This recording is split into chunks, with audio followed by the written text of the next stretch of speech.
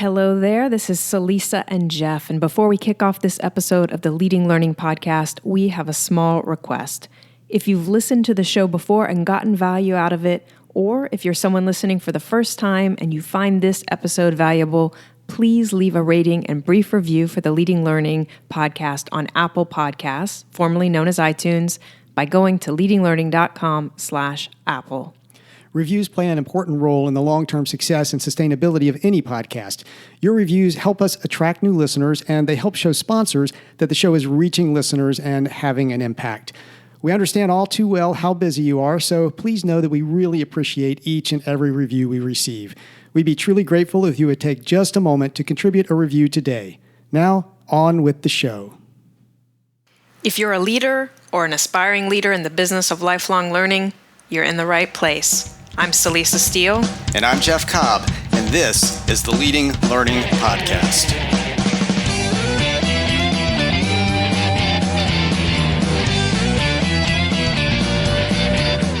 Welcome to episode 189 of the Leading Learning Podcast, where we talk with Bill Draves, president of the Learning Resources Network, or LERN, and author of 9 Shift, Work, Life, and Education in the 21st Century. But before we get to the interview, we want to take a moment to highlight a recent review of the show and express our appreciation. This review comes from Jack Corson, who says, "Leading Learning is outstanding," with an exclamation point. And he writes, "If you work at the intersection of education and business, especially in the association world, you need to check out this podcast. I'm not always as good as I should be about my own professional development, and I'm a bit of an introvert, so I don't have a massive professional network, but just knowing 2 names, Celisa Steele and Jeff Cobb, and listening to the Leading Learning Podcast helps me stay attuned to the industry and aware of the people in it. The podcast goes deep into the weeds of adult learning tactics, and it also pulls back out to look at the bigger strategic picture and reflect. It purposefully pulls in diverse perspectives from across our industry and makes important connections from the outside, too. I get actionable insights from listening, and equally as important, it inspires me to think of new ideas and new opportunities. It's easily a must-listen podcast." So thanks so much for leaving that review, Jack, and for giving us a 5-star rating. Yes, thank you very much. We are truly grateful for that review and rating, and we should also note that Jack has been on the show before. He is a frontline learning business professional, and I had the chance to speak with him in episode 163 about the work his organization, the American Speech Language Hearing Association, is doing with microlearning. So we'll be sure to link to that episode in the show notes. But for now, let's get back to the focus of this episode. Jeff, tell us a little bit about what you and Bill Draves cover. Well, I had the pleasure of meeting Bill and actually interviewing him many years ago, and he's someone I've always respected as a thought leader in lifelong learning and as a pioneer in the area of lifelong learning as a business. And we spend a good bit of time discussing his book, 9 Shift, because as becomes clear in the episode, 2020 is a pivotal year for the book, or at least for the main argument of the book. So we look at some of the predictions that Bill and his co-author, Julie Coates, made and how they've played out. And then we also, of course, talk about the role of learning businesses in the 21st century and how they're going to need to adapt and evolve. And I'll also mention just one fun fact about Bill that I didn't manage to bring up in the interview. He's a cousin to Peter Tork, who was, until he passed away earlier this year, the bass player and keyboardist for the Monkees. And older listeners may remember the TV show if you saw it in its original form or in its rerun versions. And probably most listeners have heard some of their classics like Take the Last Train to Clarksville and I'm a Believer. In any case, Bill told me that Peter was a heck of a nice guy, and it must run in the family because I think Bill is a heck of a nice guy, and I know listeners are going to enjoy this conversation with him. So, hey, we're not the Monkees, but we can go ahead and roll the interview with Bill Draves.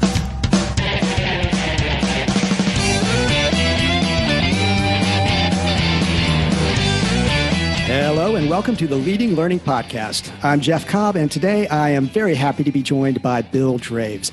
Bill is president of the Learning Resources Network, or LERN, which, as the world's largest association in continuing education and lifelong learning, serves more than 9,000 professionals every year. He's the author of multiple books, one of which we will definitely discuss as part of this episode, and he is a much sought-after speaker. Indeed, one of the many people who has heard him said that he would, quote, trample my grandma to hear Draves speak. Fortunately, no one will need to trample their grandmother to hear Bill speak on the Leading Learning podcast, but you might want to find a quiet place and maybe a good set of headphones for what I know is going to be a very interesting conversation. Bill, welcome to Leading Learning. Good to talk with you again, Jeff. Thanks for having me. Well, I'm so glad you're here. We got to talk a long time back on the Mission to Learn podcast, back when I was just a mere babe in the woods around podcasting. So hopefully I'm a little more skilled now in conducting a good interview. And I gave a little bit of background on you as we were starting there, but I mean, you've really had a long and rich history in this whole world of lifelong learning that we both work in. And so to start things off, what else would you like to highlight for listeners about you and your work as a background for our conversation? Well, one, I came out of the 1960s. That's when I went to college. And the whole idea that anyone can learn and anyone can teach was actually heresy back then. The New York Times wrote an editorial against us. And so I came into education from the point of view of grassroots community education, in which our philosophy at that time moved from heresy to something that everybody accepts today. And so it's been a terrific ride over the last 40 to 50 years. And if I remember, I mean, before you started to LERN, or LERN grew out of essentially a free university of some sort. Am I correct in remembering that? Yes, free universities were those community and campus organizations that just sprouted up all over North America to teach guitar and a few political things and yoga, and to allow anybody to teach and anybody to learn. That's such a great background, and it's nice we've seen, I guess, something of a return to something like that with what the internet and the web have now enabled us to do, and certainly like to get into that a little bit in our conversation. But you know, one of the ways that I came to know about you originally many years ago was through a book that you co-authored with Julie Coates, and that book was Nine Shift: Work, Life, and Education in the 21st Century. And this is an important year for the book. It's one of the reasons we really wanted to have you on, because the changes that you highlighted in it were ones that you said were going to play out between the year 2000 and 2020. So those, first 20 years of the 21st century. So, I mean, first, for listeners who may not be aware of the book, or who, like me, have aging and foggy memories, could you explain the premise behind that title, Nine Shift? What is a nine shift? Great question. A nine shift is that 9 hours of our day are spent differently in the new economy, the new age, than it was spent just 20 years ago in the old age. We're moving out of the industrial age, the age of the factory, and into knowledge society. And that transformation is essentially completed in another 7 months by 2020. This change, where 75% of life changes, happens just within 20 years. And if we go back 100 years ago, we can see that same change happened all over North America as we move from the agrarian age, where 50% of people lived on family farms, into the industrial age. And so Nine Shift was written to predict the changes that would happen in the first 20 years of the 21st century by essentially we look back 100 years ago and we said the same thing will happen all over again. And we came up with 9 different major changes. But the main idea behind Nine Shift is you got to sleep, you got to eat, That takes up 12 hours, but 9 of those other waking 12 hours, 75%, is different in this century than it was just 20 years ago in the last century. And I think the analogies that you draw, the comparisons that you draw are really compelling, and I definitely want to get into some of those. The major driver for the change that you identify from agrarian to industrial is the automobile. It's not electricity or some of the other big things that came along. The automobile just really changed things, and then for this shift, it's really the internet that's shifting things. I mean, can you talk a little bit more about how the auto changed things so much, and why the internet is the big driver now? Sure. Well, it was the automobile that defined the last century.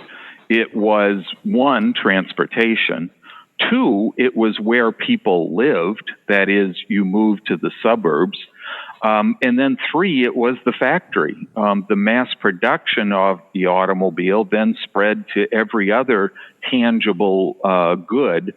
And we measured success in the last century with tangible goods.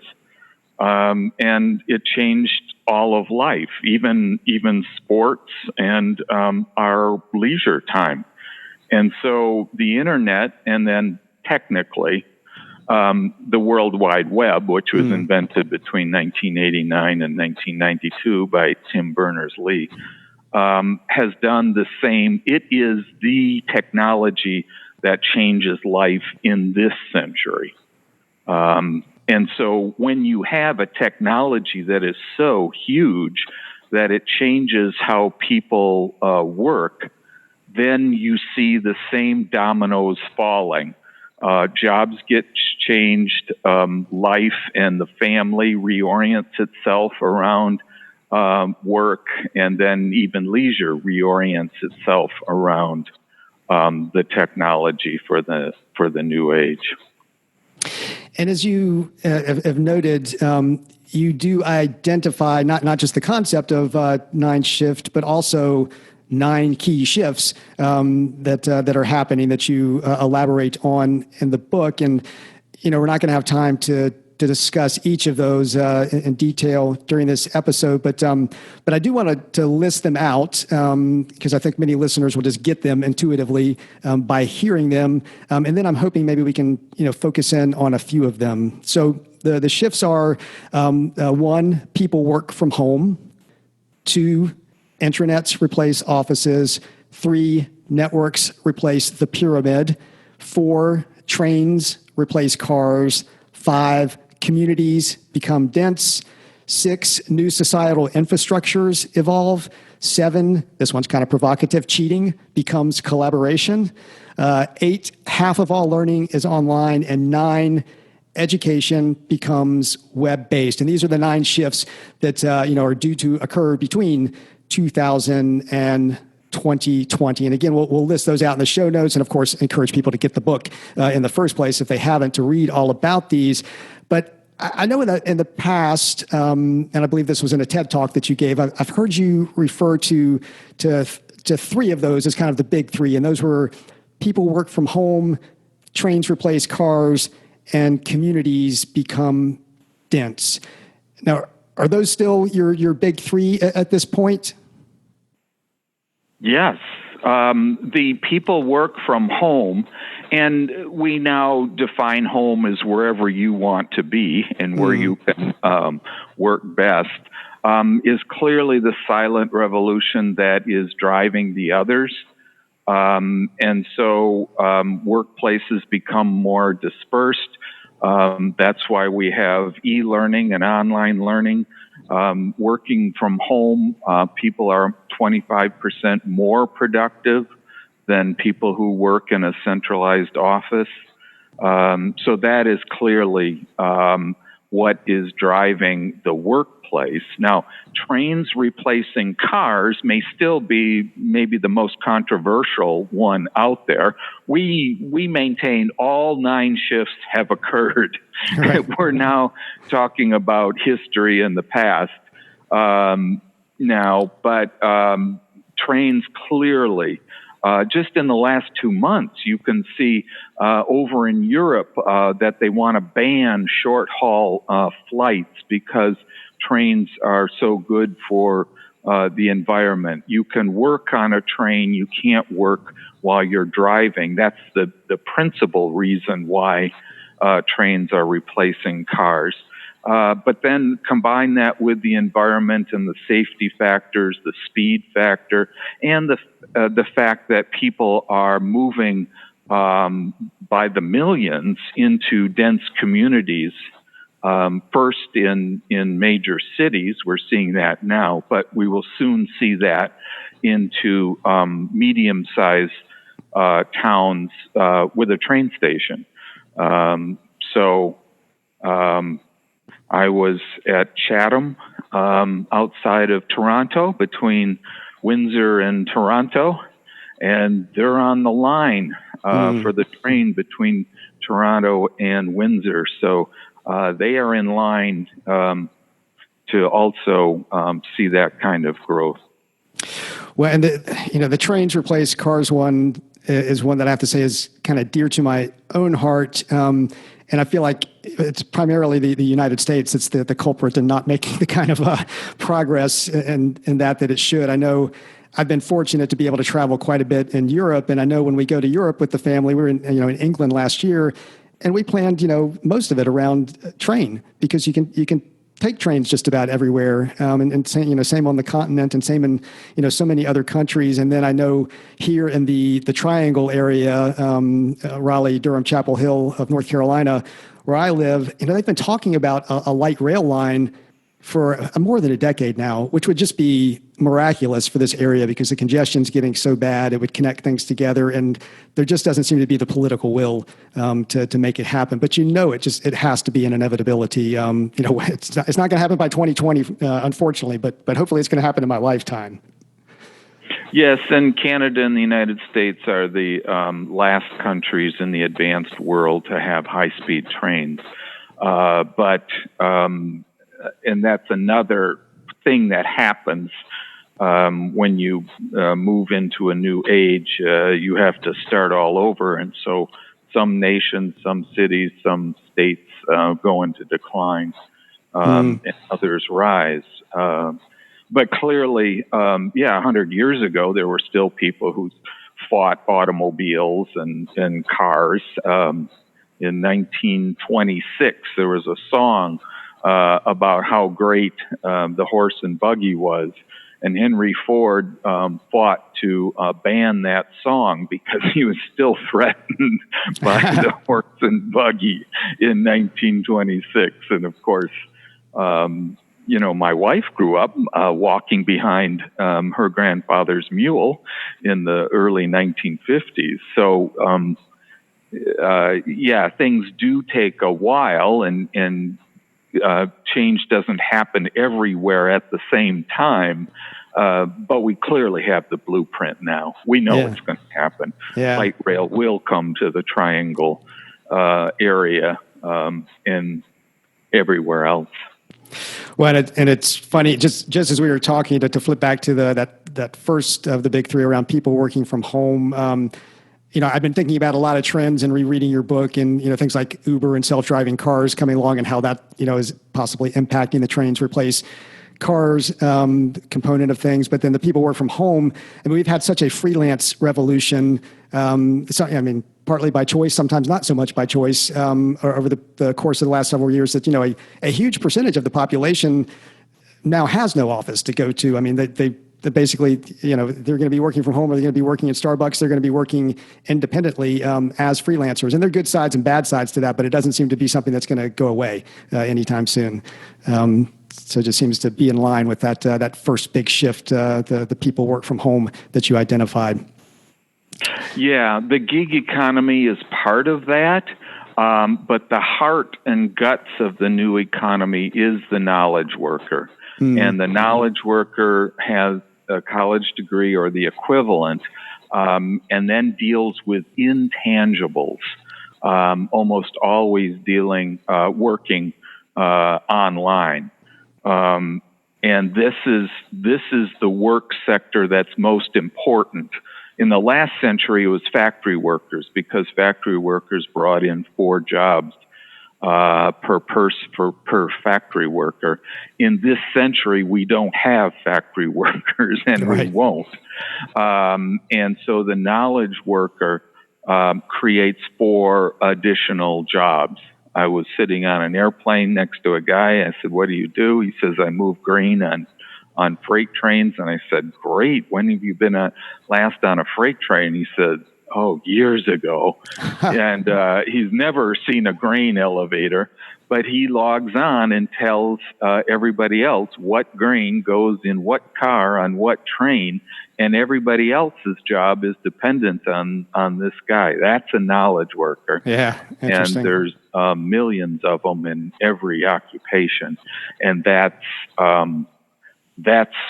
the heart and guts of the work sector that needs retraining and ongoing e-learning and training and education. If your goal is to deliver effective e-learning to support the knowledge workers in your audience, be sure to check out our sponsor for this quarter. WBT Systems develops the industry-leading top-class LMS, which delivers transformative professional development experiences for education and certification programs. With a single point of support from in-house integration experts, Top Class LMS easily integrates with a wide variety of systems to provide efficient administration and a unified learning experience. WBT supports organizations in using learning technology to help drive growth in membership, increase revenues, and enhance the learning experience. WBT believes in truly understanding your challenges and partnering with you to ensure the success of your education programs. Find out more at leadinglearning.com/WBT. And now back to the interview as Jeff and Bill turn to the issue of access to learning for everyone who is impacted by the 9 shift. This might be a good time then to turn to kind of how people get the access to that they need, how we get all of these knowledge workers and make sure everybody does stay up to speed, has the opportunities that we would want for them to have in this new century. And specifically, I'm thinking about touching on it's your 6th shift, which is new societal infrastructures evolve. And I'm actually going to quote something you say in the book about this. You say, "This is one shift that is not inevitable, not solely dependent on the unassailable economic forces resulting from the power of the internet. This is a shift dependent on volition, on communities and societies making a conscious choice. This is not automatic." And you're talking about, the shift that we're going to need to make for there to be the kind of economic equity that needs to be out there for people to get access to these new knowledge jobs, to get access to the learning that they need for these new knowledge jobs. What's your in the midst of the turmoil that we seem to be in the United States right now, socially and politically, what's your perspective on that shift at this point? Yes, I totally agree with you, or restating what we said, that 100 years ago, Russia, Japan, Europe, and the U.S. all became industrialized societies, but they did it in different ways, and we can clearly see how each of those nations had a different infrastructure and a mode of life. And so today we're doing that as well. The thing that sticks out in my mind continually on a daily basis is that in this century we need 50% of our people to have a 4-year college education and degree, and the U.S. is only at 28% right now. And when you look at unemployment for college graduates is 2%. It's rock bottom. There's nobody else out there with a college degree. And every study and company will tell you that the greatest need, they need, unskilled labor and factory, but the greatest need is for people with a college education. So when we talk about infrastructure, it starts with actually education, and businesses current really tough. It's tough out there now hiring more college graduates because you're competing there for that 2%. And so that would be my starting point for infrastructure for our country. And then this, I guess, probably overlaps with that, but then I think goes beyond that. You talked about the concept of individual learning accounts in that particular chapter of the book. Is that a concept you're still high on? And, do you see any more receptivity to it at this point? And I'm thinking mainly in the United States. It has happened in other countries. Yeah, the idea of an individual learning account is, as we've mentioned, workers are mobile and have to be mobile, and companies have to be mobile. The idea of lifetime employment doesn't serve anybody, either the company or the employee anymore. And so that's why, to put it bluntly, why we're going to have universal health care just like every other advanced nation in the world, because workers can't move, and companies have to keep employees because they don't want to move simply because of health benefits. So learning benefits, an individual learning account would be the same thing. That is, employees, employers, and then when, in the case of low-income people and undereducated, the government would pitch in and fund a person's individual learning account where they could spend it on a wide variety, but certainly not frivolous, activities to enhance their learning. And what we know now is people are going to have, they say 5 to 7 careers and umpteen jobs. A job is like a gig now. And so your skill set has to change as the circumstances change out there in society and with your own career and your direction of your company currently. So we've got to be very flexible in terms of ongoing learning. 20 years ago, I don't think we talked about cross-training. Now it's like absolutely essential, and acquiring new skill sets, which is why certificates are so popular right now. Right. We work with nonprofit colleges, universities, schools, but that's why, because there's a skill set there that's comprehensive, intensive, but you can go in different directions with those skill sets. If you need to deliver education to support certificate programs and other types of credentials, we suggest you visit our sponsor for this quarter. Community Brands provides a suite of cloud-based software for organizations to engage and grow relationships with the individuals they serve, including association management software, learning management software, job board software, and event management software. Community Brands' award-winning Crowd Wisdom learning platform is among the world's best LMSs for corporate extended enterprise and is a leading LMS for association-driven professional education programs.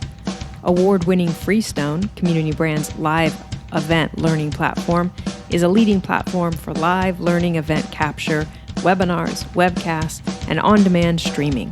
Find out more at leadinglearning.com/communitybrands. And now back to Jeff and Bill as they discuss how learning businesses must evolve and adapt to address the needs of the 21st century. And that might be a great place to pivot to, I think a topic that certainly definitely overlaps with Mind Shift and the whole shift that we have been experiencing, and that's into this whole world of lifelong learning and the business of lifelong learning. The vast majority of the listeners here on Leading Learning, that's what they do. They are professionals in the business of lifelong learning, continuing education, professional development. That's obviously been the the focus of your career. You know an awful lot about different types of lifelong learning, about being in the business of lifelong learning. How have you seen, and maybe LERN members or just, organizations in general in the business of lifelong learning, how have you seen them evolve and adapt as this century has progressed from, 2000 to 2020? And probably more importantly, how do they need to evolve and adapt at this point to make sure that they're playing the role that's going to make them most valuable? Well, you've hit on the central issue that I'm debating with myself on a regular basis.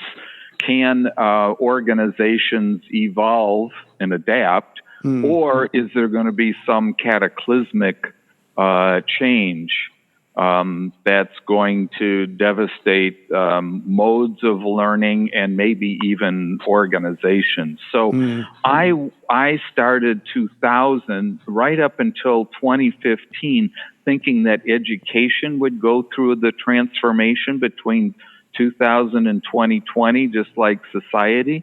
And then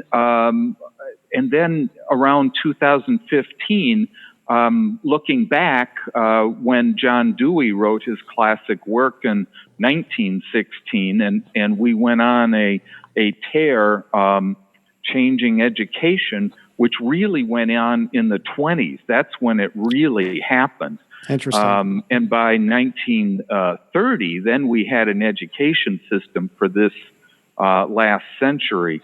So right now, yes, economically, society is positioned in 2020 for the knowledge society, but not education. And so we still have 10 years to go where all of us engaged in lifelong learning. And to be clear, learning in society is one system. You could put a 5-year-old in a classroom and that child would know where the teacher's going to stand and where he or she is supposed to sit. And you don't even have to ask now when you walk in as the 35-year-old. You know where the teacher's going to stand and where you're supposed to sit. So we are really one basic system. And so whether we're dealing with lifelong learning and continuing education like most of us are or not, it is being dramatically changed. I call it transformed. And we won't see that complete transformation till 2030. Well, I love that you brought up that point about John Dewey, being writing in that 1915, 1916 period. Because his thinking really was a huge part of what drove that transformation, and we need the equivalent of that thinking for this age, which of course you're providing. I like to hope I'm providing some of it. There are a lot of people out there doing it. Maybe this time it's more likely to come from a network than from an individual. But yeah, it is upon us all now to make that transformation happen. Or I worry about the same question that you brought up.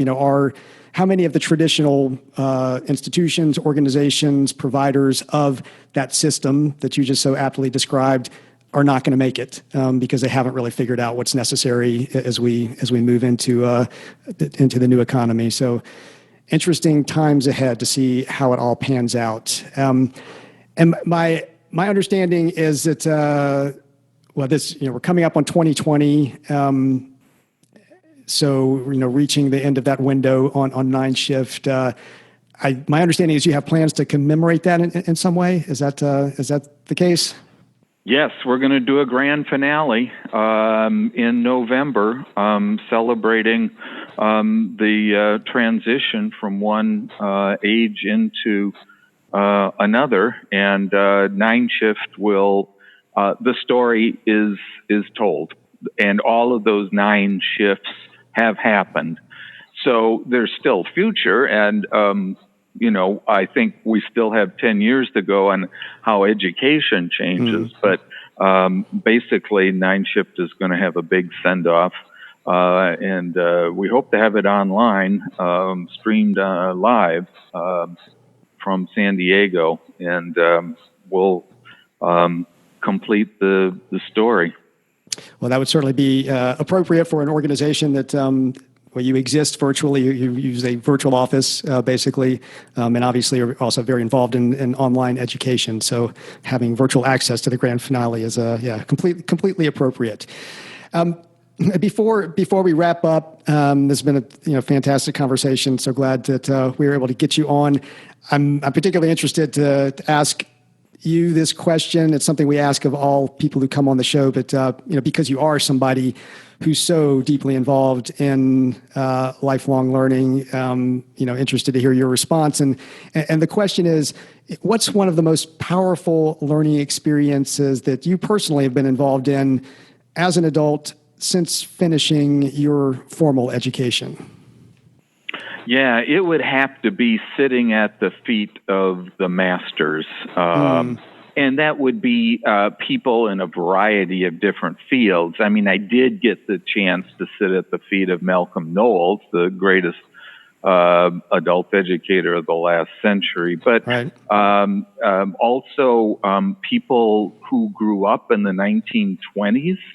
And their amazing tales and things that you can't learn online from people. And currently, there's a guy who's into trains, and he knows everybody and everything about trains in the whole United States. And again, just sitting and listening and being able to ask questions. I think questions, I'm now making my students in my online classes ask questions because I think it is so critical to learning and really work. So I would have to say sitting at the feet of somebody who has had an extraordinary experience and or expertise.